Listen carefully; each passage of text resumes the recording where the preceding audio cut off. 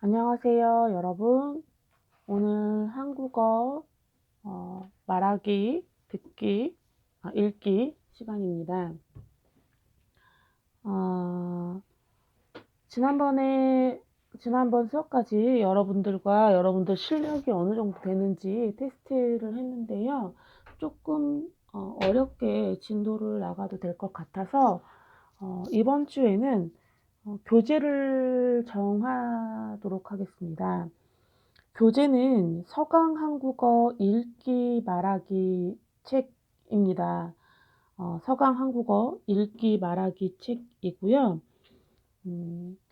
여러분들 지금 이제 화면에서 보이는 것처럼 이 책입니다. 이 책은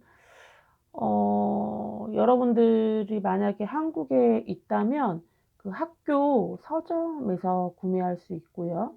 학교 서점이 어렵다면 인터넷으로 구매가 가능합니다. 이 책을 여러분들이 사셨으면 좋겠어요. 이 책을 한 학기 동안 진행을 하려고 하고요. 양이 좀 늦게 시작해서 한 학기 분량보다 조금 한 학기에 다 다루지 못할 수도 있지만 그래도 최대한 숙제를 내주거나 이렇게 해서 진도를 다 나갈 수 있는 방안으로 수업을 구성해 보도록 하겠습니다.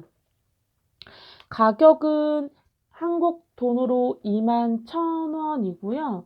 이 책을 사면 읽기, 말하기, 문법 단어 참고서가 함께 부록으로 딸려옵니다. 이 책을 구매하셨으면 좋겠습니다. 그래서 다 구매가 완료된다라고 생각을 하고 이번 주 내로 구매가 다 완료된다라고 생각을 하지만 만약에 이번 주에 다 사지 못한다면 다음 주까지 시간을 주도록 하겠습니다. 그래서 다음 주에는 꼭 이 책을 사기 바라고요. 다음 주 에는 원래는 저희가 교실에서 만나기로 되어 있는데 아직 학교에서 공지사항이 없어서 제가 뭐라고 이야기를 하기가 되게 어렵네요. 저는 다음 주에 학교에서 만났으면 좋겠습니다. 네, 많이 보고 싶고요. 여러분들도 저를 많이 보고 싶어 할 거라고 생각합니다. 네, 오늘 수업은 이 책 첫 페이지부터 시작해서 마지막 분량은 숙제로 내주기로 했습니다. 그래서 여러분 그 숙제 여러분 잘 듣고 했으면 좋겠습니다. 그래서 하나하나 이렇게 정리를 해 가면서 수업을 진행을 하려고 합니다. 이 책 꼭 기억해 두시고요. 인터넷으로 사고 싶은 사람은 개별적으로, 개인적으로 구입하시면 됩니다. 그런데 인터넷으로 구입하기 어려우신 분은 교내 서점에서 구매하면 되고요. 교내 서점은 이 공간 1층에 있습니다. 이 공간 1층에 있습니다. 꼭 거기에서 구매해 주시기 바랍니다. 네, 그러면 첫 장 수업 들어가도록 하겠습니다. 교재 13페이지에 보면 내 인물에 대해서 나와 있습니다. 첫 번째 사진은 안철수 씨고요. 이분은 처음에는 의사였다가 나중에는 컴퓨터 관련 일을 하고 있고요. 그리고 지금은 한국에서 정치인을 하고 있습니다. 이 사람에 대한 평가는 사실 우리나라에서는 정치인이 되기 전에 안철수에 대해서는 좋아하는 사람이 많지만 정치인이 된 이후에는 평가가 많이 갈려집니다. 읽어가면서 안철수 씨에 대해서 조금 더 알아보는 시간을 갖도록 하겠습니다. 두 번째는 강원래입니다. 강원래 씨는 원래는 가수였는데 불의한 사고로 인해서 가수를 못했지만 그러니까 댄스 가수를 하지 못하게 됐지만 피나는 노력 끝에 방송인 안무가로 활동하고 있습니다. 세 번째 사람은 김민철이라는 사람인데요. 이 사람은 레슬링 선수였습니다. 그런데 지금은 모델 일을 하고 있죠. 네 번째 인물은 이희하라는 인물입니다. 이 여성은 손가락이 4개밖에 없지만 지금은 아주 훌륭한 피아니스트입니다. 지금 제가 사진을 찍었는데요. 사진이 좀 흐리게 나왔죠? 이건 어떻게 할 수가 없네요. 제가 그래서 여러분들이 책을 꼭 샀으면 좋겠습니다.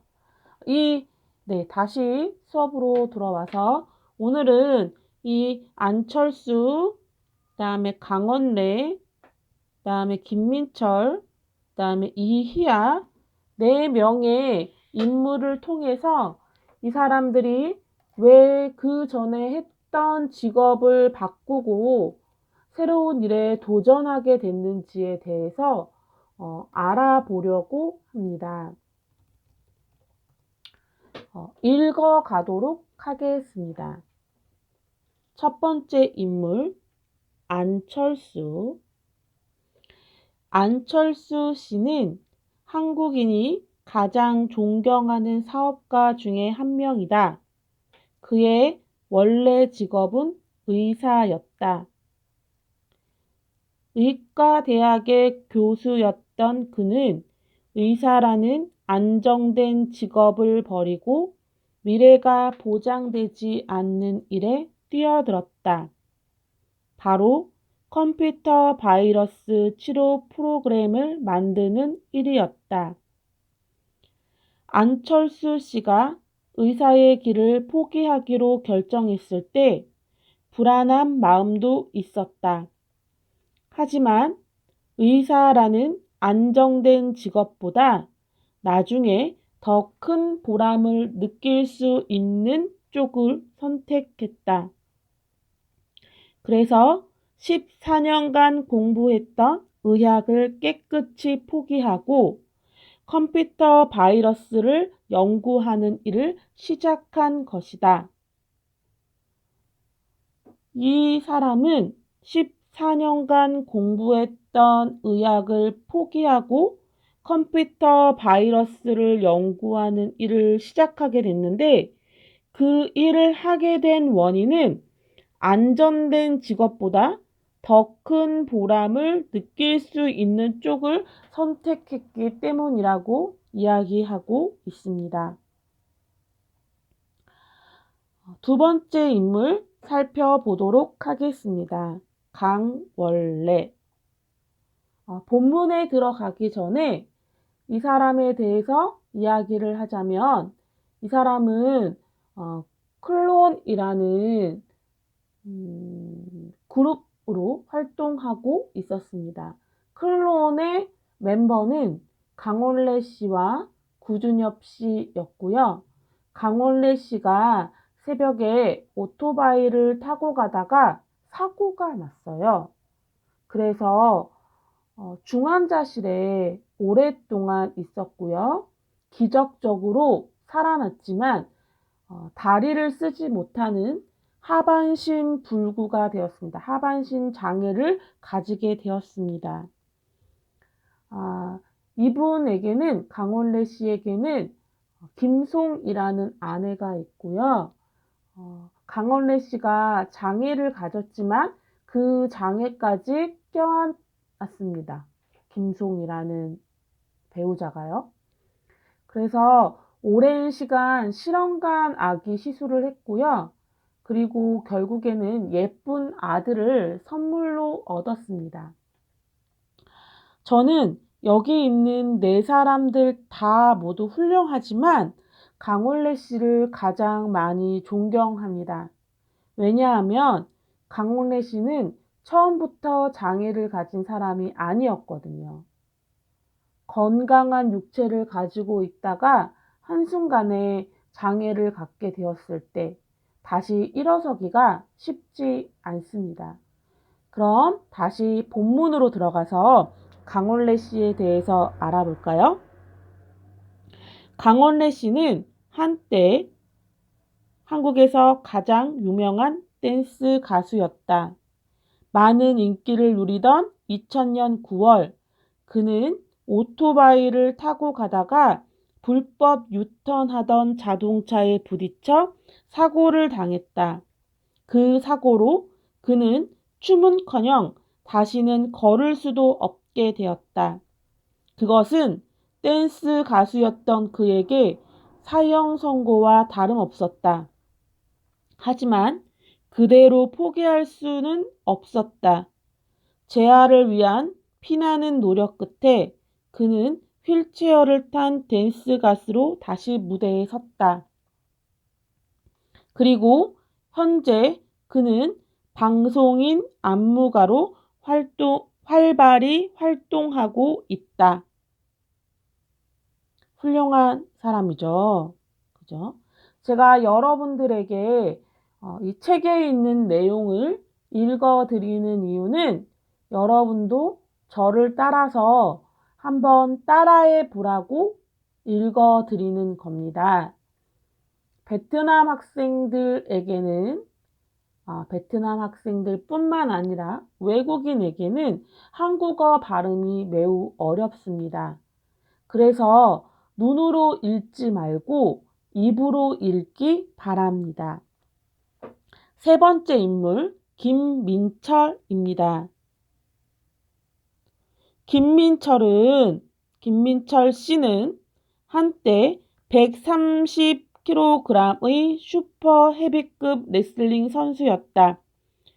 그는 국가대표로서 올림픽 금메달리스트의 꿈을 꾸었지만 부상으로 자신의 꿈을 포기해야만 했다. 그러던 어느 날 그는 텔레비전을 통해 패션쇼에 나오는 멋진 모델들을 보고 큰 충격을 받았다. 자신이 꿈꾸던 멋진 세계를 발견한 것이다. 모델이 되겠다는 그의 말에 모두가 불가능하다고 했지만 왜 불가능하다고 했을까요? 어느 것도 세계 무대를 향한 그의 열정을 막을 수는 없었다. 그는 몸무게를 60kg나 빼고 세계적인 패션 모델이 되기 위해 프랑스로 떠났다. 말도 잘 통하지 않는 그곳에서 그는 가난과 싸우면서 꿈을 이루기 위해 노력했다. 그리고 2002년 그는 드디어 세계 최고라는 파리 오트쿠리투르 무대에 선 세계 최초의 남성 모델이 되었다. 그리고 현재 그는 사업가로도 활발히 활동하고 있다.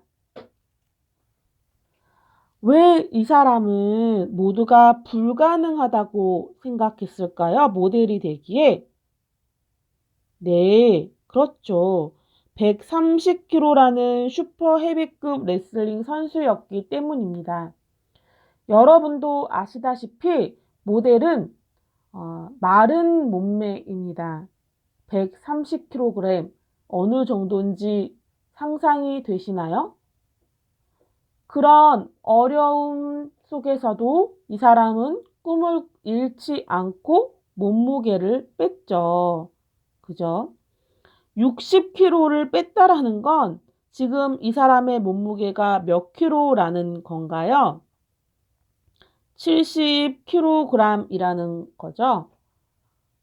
대단한 겁니다. 이런 피나는 노력 끝에 이 사람은 훌륭한 모델이자 사업가로 활동할 수 있었습니다. 네 번째 인물 이희아입니다. 이희아 씨는 태어날 때부터 네 손가락이 전부였다. 다리도 없었다. 이희아 씨가 피아노를 배우기 시작한 것은 6살 때부터였다. 숟가락도 제대로 잡을 수 없을 정도로 약한 손가락의 힘을 키우기 위해서였다. 그러나 내 손가락으로 피아노를 치는 일은 쉽지 않았다. 열심히 노력했지만 한계에 부딪혔다. 이때 이희아 씨에게 용기를 준 사람이 있었다. 그는 바로 오른손을 쓰지 못해 왼손으로만 피아노를 치는 유명한 피아니스트인 라울 소사였다. 1999년 11월 라울 소사는 다시 읽겠습니다. 1999년 11월 라울 소사의 공연을 보러 간 이희아 씨는 그의 격려에 용기를 얻어 매일 10시간 이상씩 힘든 연습을 했다. 그래서 현재 그녀는 다른 장애인들에게 희망을 주는 훌륭한 피아니스트로 활발히 활동하고 있다.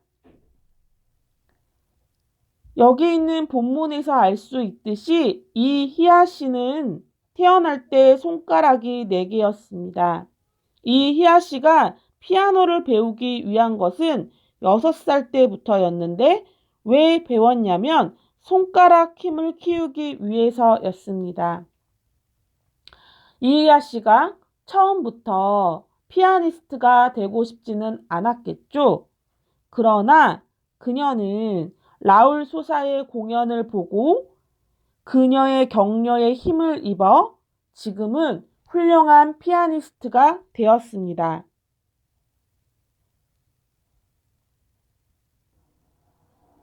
네, 뒷장 보도록 하겠습니다. 지금 이 부분은 14페이지입니다. 읽은 내용을 확인하십시오. 안철수, 강원래, 김민철, 이희아 4명의 지문을 우리가 함께 읽었는데요. 네.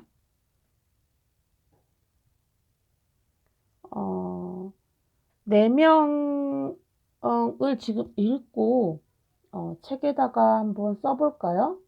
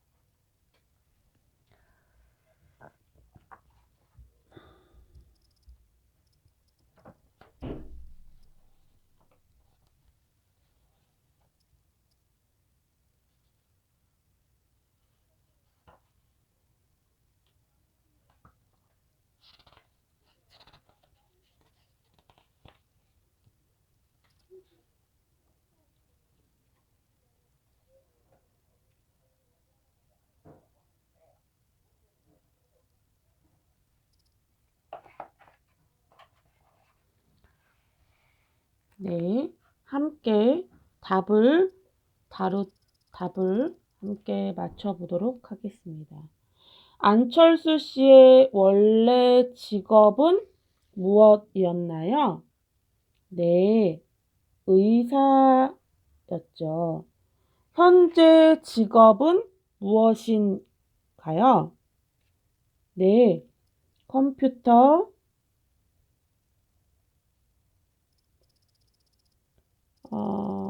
바이러스,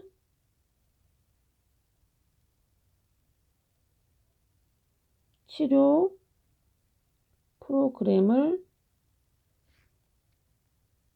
아이고, 아이고, 죄송해요. 만드는 일. 네, 컴퓨터 바이러스를 연구하는 일. 다르게 얘기하면 프로그래머라고 얘기할 수 있겠죠. 다른 말로 프로그래머라고 이야기할 수도 있겠죠. 인생의 전환점이 된 건 왜 그런 걸까요? 어떤 것 때문에 그럴까요? 아이고, 죄송합니다. 네. 인생의 전환점이 된 이유. 안정된 직업보다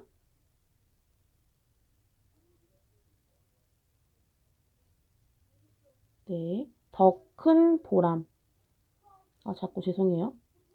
이게 더 큰 보람을 느낄 수 있는 쪽을 선택을 하게 된 거죠. 광원래 씨의 원래 직업은 무엇이었나요? 그렇죠. 유명한 댄스 가수였죠. 현재 직업은 무엇인가요? 마지막 단락에 나왔죠? 방송인, 안무가였죠. 이 사람에게 인생의 전환점이 됐던 일은 교통사고였겠죠? 그죠? 김민철 씨의 원래 직업은 무엇일까요? 레슬링 선수였겠죠. 현재 직업은 뭘까요? 현재 사업가. 인생의 전환점이 된 건 무엇일까요? 그렇죠. 텔레비전, 패션쇼를 보고 인생의 전환기를 갖게 됐죠. 이희아 씨는 다른 사람과 다른 점은 손가락이 태어날 때부터 네 손가락밖에 없었다는 거겠죠. 피아노를 배우기 시작한 이유는 뭘까요? 아까 이야기했죠. 손가락 힘을 키우기 위해. 인생의 전환점은 무엇인가요? 그쵸. 1999년 1월 라울 소사의 공연 때문에 인생의 전환을 맞게 되죠. 함께 이야기해 볼까요? 우리가 수업 시간에는 분명히 이 부분에 대해서 말로 묻고 질문하고 대답을 할 거예요. 그런데 지금 온라인 수업이기 때문에 여러분들의 답을 들을 수가 없어요. 그래도 스스로 한번 문제를 풀어봤으면 좋겠습니다. 앞에 소개된 네 인물 중 가장 관심이 가는 이유는 저는 강원래 씨라고 이야기했죠. 여러분들은 누구인가요? 두 번째로 이 네 사람처럼 여러분들이 인생의 전환점을 맞았다면 어떤 결정을 했을까? 라는 부분을 질문하고 있어요. 여러분들이 한국에 와서 한국어를 배운다라는 그 자체도 인생의 전환점이라고 얘기할 수 있겠죠. 마찬가지로 인생의 전환점을 맞은 사람들은 모두 다 무엇을 했나요? 그렇죠. 노력을 했죠. 그죠? 이 질문들은 여러분들이 혼자 스스로 문제를 풀어보기 바랍니다.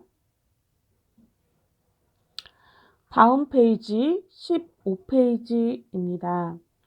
이 지문에서는 각각의 인물에 대한 감정에 대한 단어들이 나옵니다.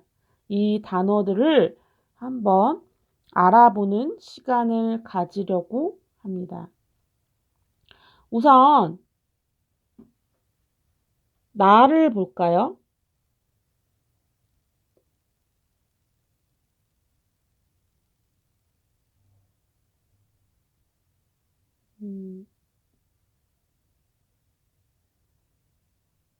네, 나를 보고 위에 있는 단어들이 있습니다.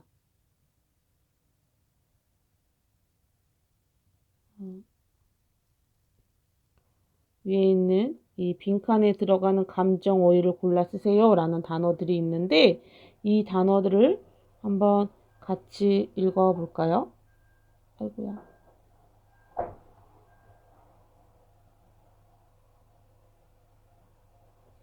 지금 이게 움직이지가 않네요. 다른 걸로 해보도록 하겠습니다.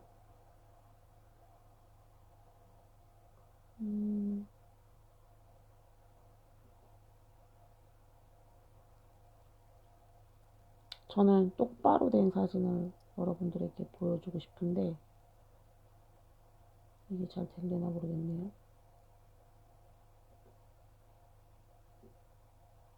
네, 이걸 가지고 이야기하도록 하겠습니다. 첫 번째 단어, 자랑스럽다. 따라 읽어볼까요? 자랑스럽다, 뭉클하다, 후련하다, 절망하다, 서먹하다,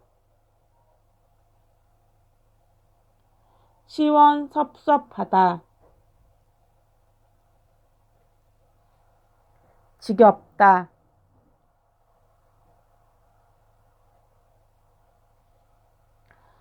난처하다의 뜻은 이럴 수도 없고 저럴 수도 없는 상황에서 어떻게 할지 모르는 상황입니다. 예를 들어 이럴 때 많이 쓰입니다. 엄마와 여자친구가 싸웁니다. 누구 편을 들어야 할까요? 바로 이런 상황을 난처하다라고 이야기합니다. 여자친구 편을 들 수도 없고 엄마 편을 들 수도 없는 이런 상황을 난처하다라고 표현합니다. 두 번째 지문에는 어떤 단어가 들어가야 할까요?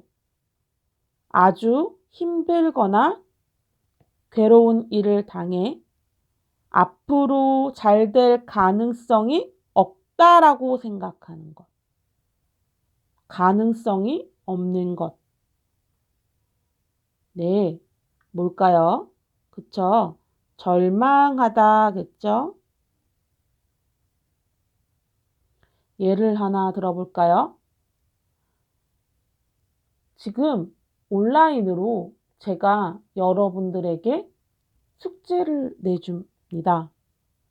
그런데 이번 주부터는 이미 수업이 확실시 되어 있기 때문에 이번 주 숙제는 꼭 토요일 저녁 6시까지 올려야 됩니다.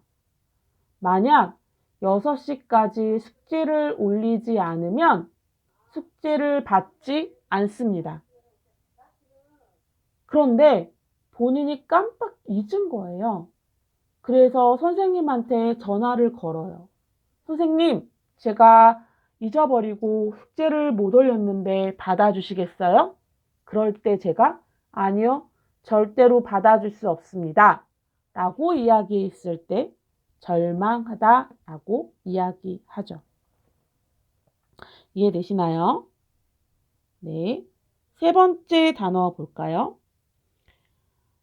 어떠한 감정이나 느낌이 북받쳐 가슴이 꽉 차는 듯하다. 이건 뭘까요? 네, 뭉클하다겠죠? 우와, 죄송해요. 자꾸 뭐를 버튼을 눌러서 제가 이게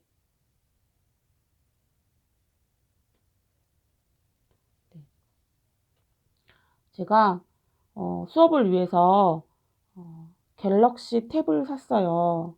그리고 지금 탭으로 동영상을 촬영하고 있고 이 탭에 있는 펜으로 쓰고 있는데 펜에 버튼이 달렸어요. 그런데 자꾸 실수로 필기를 하면서 눌러요. 그래서 자꾸 이렇게 화면이 바뀌는데 좀 이해해 주세요. 뭉클하다는 여러분들 그런 장면 있지 않나요? TV나 영화를 봤을 때 어떤 슬픈 장면인데 감동이 있는 장면을 봤을 때 뭉클하다라고 이야기합니다. 장애를 가진 사람이 달리기를 하다가 넘어졌어요. 이길 수 없음에도 불구하고 끝까지 완주하는 모습을 봤을 때 우리는 뭉클하다라고 이야기합니다. 슬픈데 감동적인 걸 우리는 뭉클하다라고 이야기합니다. 네 번째로, 나딕지 않거나 익숙하지 않아 어색하다라는 거. 무엇일까요? 그쵸? 서먹하다겠죠.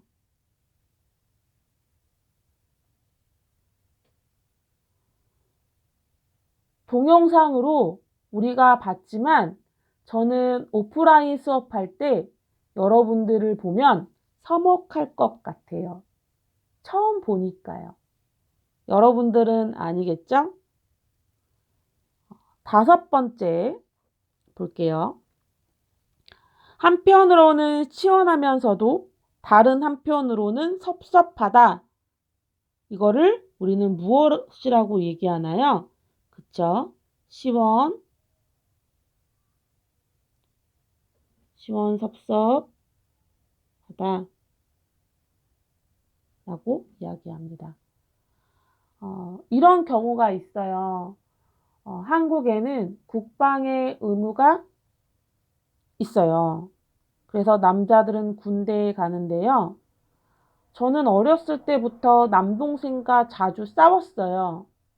그런데 남동생이 군대에 가니까 시원섭섭한 거예요. 가서 좋지만 안 보니까 보고 싶은 이런 거 있죠. 여러분들도 고향에 있는 형제 자매들이 있을 거예요. 같이 있을 때는 싸웠지만 지금 멀리 떨어져 있으니 보고 싶은 것. 이런 걸 시원섭섭하다라고 이야기합니다. 6번째 단어 볼까요? 남에게 드러내어 자랑할 만하다. 이거를 뭐라고 이야기할까요? 그쵸? 자랑스럽다 라고 이야기하죠. 그건 굳이 설명하지 않아도 될 것 같아요. 다음으로 넘어갑니다. 같은 일이 자꾸 되풀이되어 재미가 없고 싫다. 이걸 뭐라고 이야기하죠? 지겹다 라고 이야기합니다. 드라마를 보면 같은 내용이 계속 반복적으로 나올 때 우리는 지겹다 라고 이야기합니다. 부모님의 잔소리가 여러분에게는 지겹게 들리겠죠?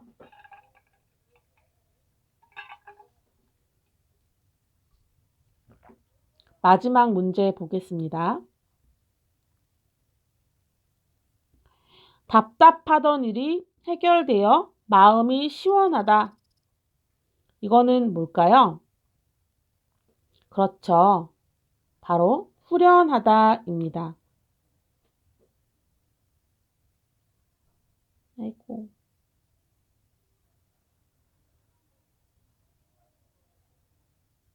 시원섭섭하다는 아닙니다. 시원이라는 단어가 있다고 여기 있는 시원과 같은 의미가 아니에요. 시원섭섭하다는 긍정적인 부분과 안타까운 부분이 같이 있는 겁니다. 그런데 후련하다라는 건 그 일이 마무리되어서 정말 좋다 라는 의미를 가지고 있습니다. 이해되셨나요? 네. 다음 페이지 보겠습니다. 16페이지입니다. 그림을 보고 이 사람들이 가지고 있는 감정을 한번 알아맞혀 보겠습니다. 앞에 있는 단어들의 복습이겠죠.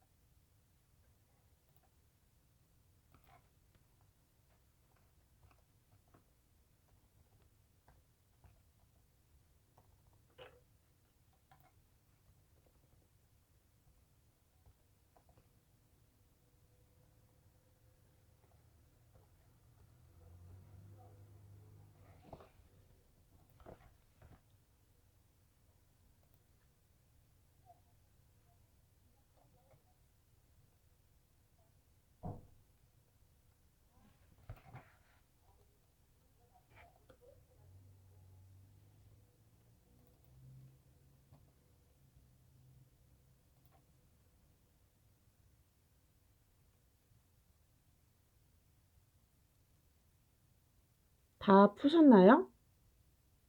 네. 질문이 없이 하려니까 아무것도 없으니까 좀 괴로우시죠? 그래서 다음 문제 풀 때는 음악을 조금 들려드리도록 하겠습니다. 제가 음악을 좀 준비해서 문제 풀 동안 음악을 조금 준비하도록 하겠습니다. 1번 볼까요? 1번에 지금 어떤 여성이 누워 있는데 꿈에서 여행을 가는 그런 꿈을 꾸고 있어요. 이 꿈 속에서 이 여자의 기분은 어떨까요? 그쵸? 들뜨겠죠. 그죠? 그다음에 두 번째 그림은 엄마인 것 같아요. 아들에게 사랑한다는 편지와 선물을 받았어요. 어떤 마음일까요? 지금 감동받은 걸까요? 그쵸. 감동받았으니까 가슴이 뭉클하다겠죠. 세 번째는 월급을 받았어요. 근데 첫 월급이에요. 여러분들이 직장에 취직해서 처음 받는 월급. 어떤 느낌일까요? 처음 받았어요. 어떤 느낌일까요?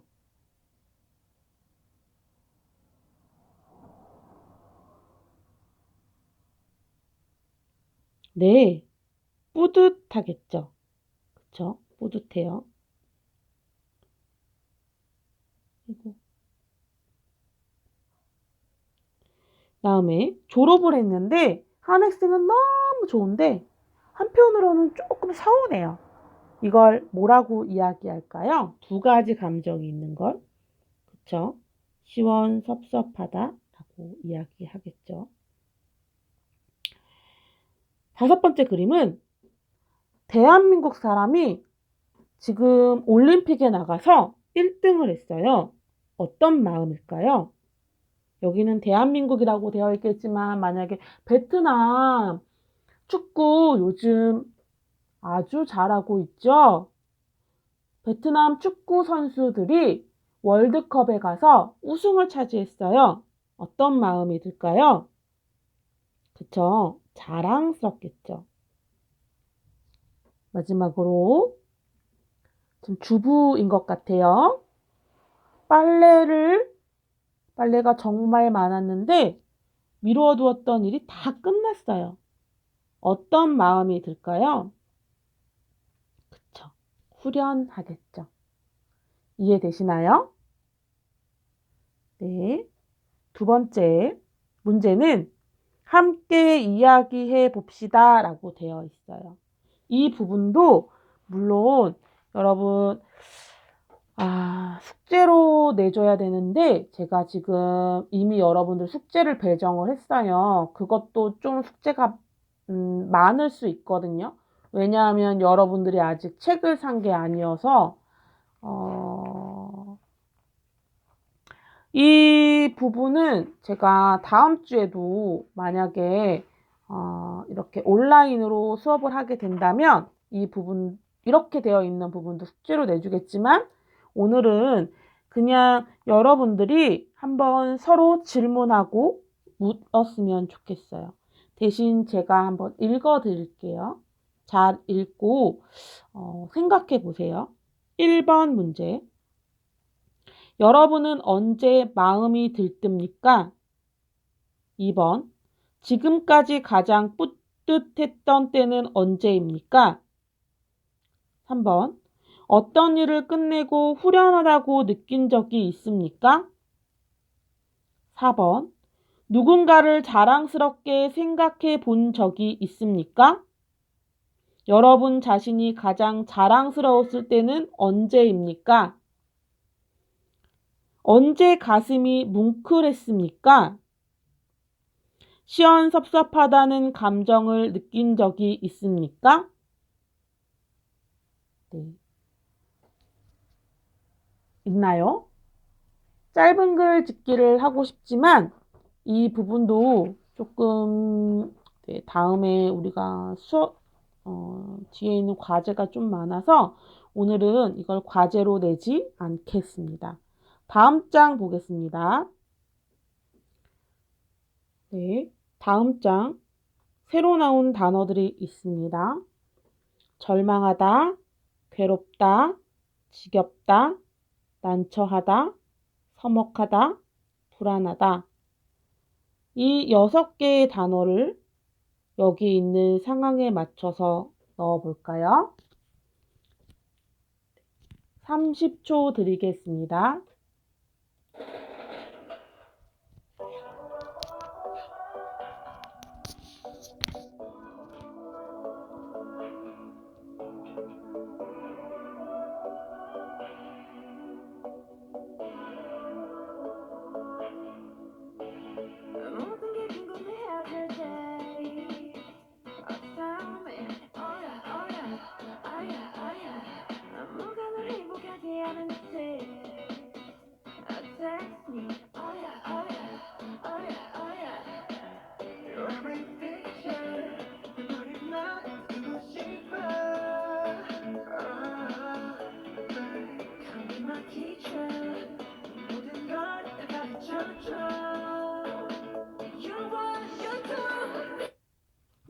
네, 문제 다 풀었나요?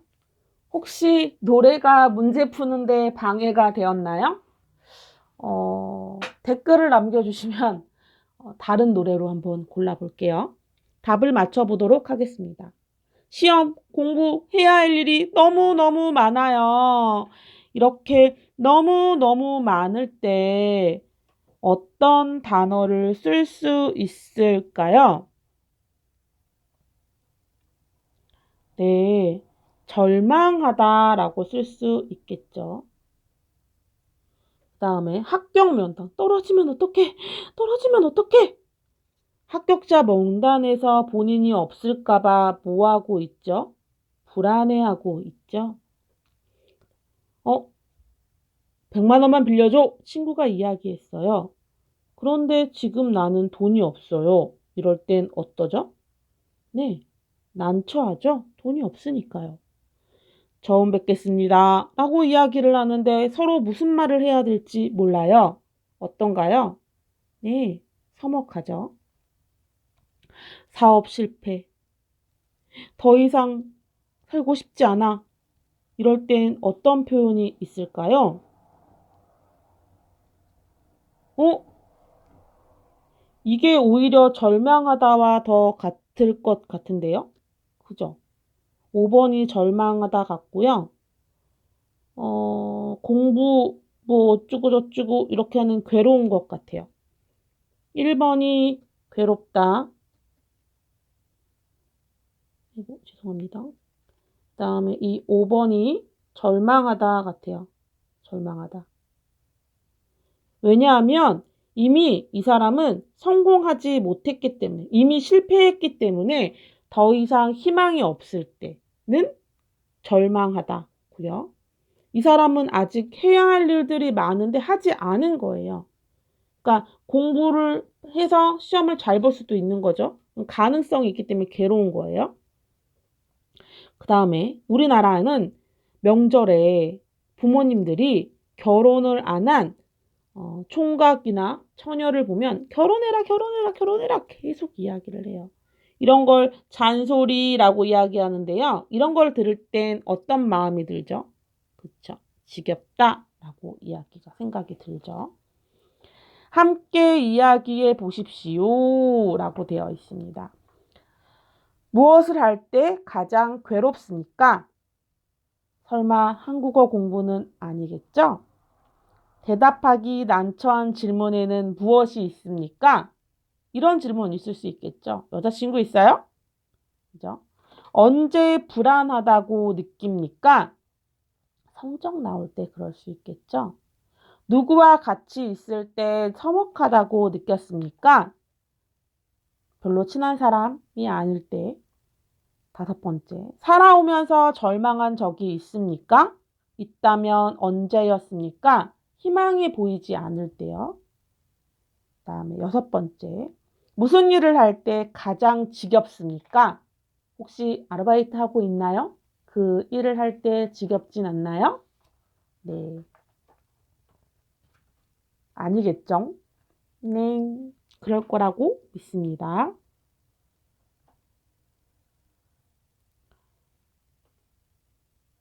네, 20페이지부터 22페이지는 읽기 자료가 있어요. 이 읽기 자료를 읽고 여러분들이 문제를 풀면 되는데요.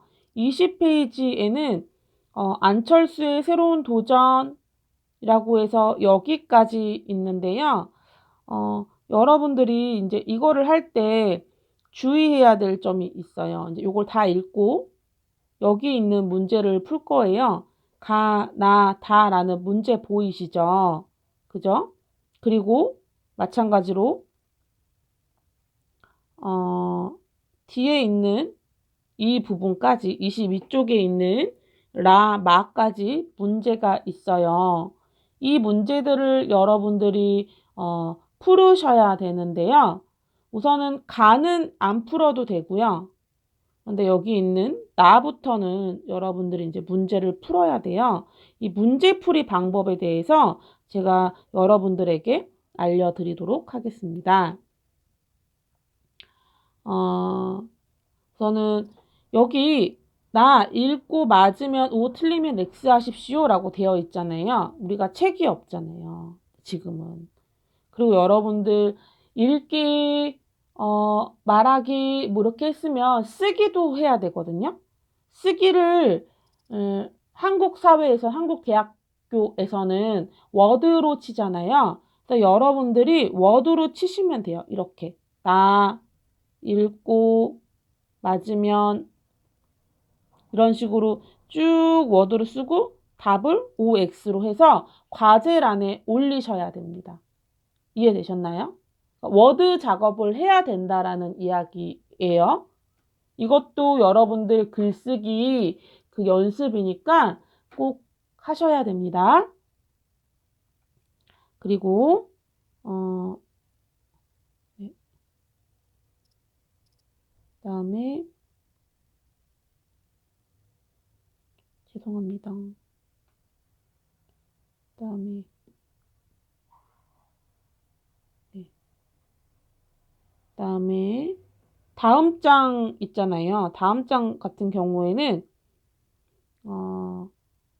여기 있는 이 부분.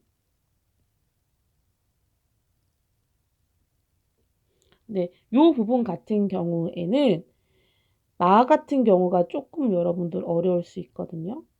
A 기자입니다. 안철수 씨에게 다음 질문을 하십시오. 라고 이야기하는 건 A가 이제 기자인 거예요. 기자. 안철수 씨.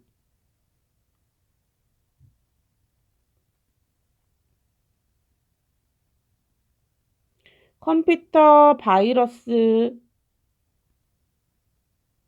치료 프로그램을 만들게 된 계기가 무엇인가요? 이런 식으로 질문을 만드는 거예요. 그리고 나서 그거에 대해서 B는 누구예요? 안철수예요. B. 안철수. 이것도 답을 만드는 거죠. 그죠? 이거 읽어보면 나와요. 여기 내용에 보면 컴퓨터 치료 프로그램을 만들게 된 계기는 그 당시에는 뭐가 없었어요? 치료할 수 있는 프로그램이 없었기 때문에 직접 프로그램을 만들어서 고쳤어요. 라고 되어 있죠? 그 부분을 여기 쓰시면 됩니다. 이해되셨나요? 마찬가지로 똑같이 A 질문 있겠죠? 의사에서 벤처 사학가가 된 이유는 무엇인가요? 라는 식으로 이렇게 질문을 만들면 안철수 씨가 그거에 대한 답을 또 쭉 이야기하겠죠. 여기 있는 본문에서 여러분들이 찾아서 쓰시면 됩니다. 이해되셨나요? 다 워드 작업을 하셔야 돼요. 21페이지부터. 되셨나요? 네. 다음 주에 꼭 여러분들이 책을 사셨으면 좋겠어요. 그 서점에 꼭 이야기를 해 둘게요. 아셨죠? 오늘 수업은 여기까지 하겠습니다. 다음 주에 봐요.